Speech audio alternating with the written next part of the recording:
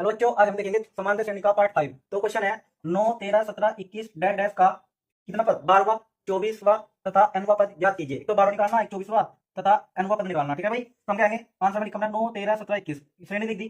तो उसका प्रथम पद कितना है, प्रथम पद को हम किससे पद लिख रहे हैं, ए से।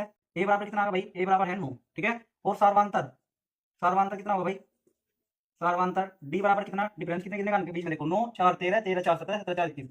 अच्छा, हमने इससे पहले पार्ट में था कि अगर समांतर श्रेणी बड़ी होती जा रही है तो डी प्लस में होगा, और समांतर श्रेणी अगर छोटी होती जा रही है तो डी माइनस में होगा। ना देखो बड़ी होती जा रही है, छोटी बड़ी होती जा रही है, क्यों? क्योंकि 9 से 13 होगा, 13 से 17 होगा, 17 से 21 होगा, बढ़ती जा रही। अगर बढ़ती जा रही तो डी क्या होगा, प्लस में होगा। ठीक है भाई, अब हमें क्या निकालना, 12वां पद। ठीक है ना, क्या निकालना, 12वां पद। तो ए 12 कैसे निकलेगा हम, ए 12 बराबर ए 12, 12 पद को हम क्या बोलेंगे, ए 12, 24 पद को हम क्या बोलेंगे, ए 24, एन पद को हम क्या बोलेंगे, ए एन। ठीक है ना, तो ए 12 बराबर कितना, ए अगर यहाँ पे 12 है तो ये कम कर दो। इससे पहले पार्ट में बताया कि अगर 12 है तो 11 डी, 10 है तो 9 डी, ठीक है ना, 15 है तो 14 डी, यानी कि जितना भी यहाँ होगा उससे कम यहाँ लिखना। तो हमने कहा ए 12 बराबर ए प्लस कितने डी, 11 डी। ठीक है ना, इसका मान लग देंगे, ए 12 बराबर ए का मान कितना भाई, ए का मान 9 और इंटू 11 गुना डी का मान कितना, डी का मान 4। ठीक है ना, तो ए 12 बराबर कितना होगा भाई, 9 प्लस 11 चौक 44। ठीक है ना, ए 12 बराबर कितना होगा, 44 9 कितना होगा भाई, 53। तो ए 12 बराबर कितना होगा, 53। ठीक है ना, ए 12 बराबर कितना होगा, 53। अब क्या निकालना, हम निकालना 24वां पद, ए 24, ए 24, 24 है तो कितने डी, 23 डी, यानी कि अगर यहाँ 24 है तो कितने डी करना है, यहाँ पे 23, 24 है तो 23, 23 है तो 22, 22 है तो 21, यानी कि एक कम करना। अगर यहाँ 100 है तो यहाँ 99 डी आएगा। ठीक है ना, तो ए 24 बराबर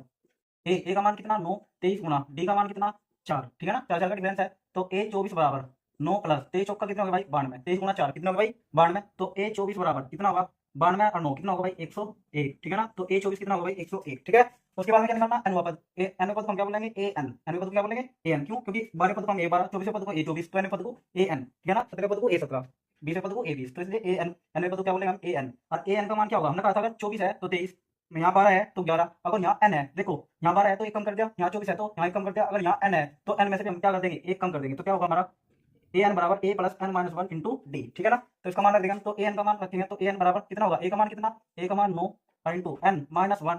ठीक है ना, क्योंकि एन हमेशा पता नहीं तो इसलिए हम एन को ऐसे रखेंगे। और डी का मान कितना है, डी का मान है 4। ठीक है, अब करना कितना, करना क्या है, 9 ऐसे रखेंगे, 4 की गुणा में करेंगे तो 4 की गुणा एन में करेंगे तो कितना हो जाएगा, 4n।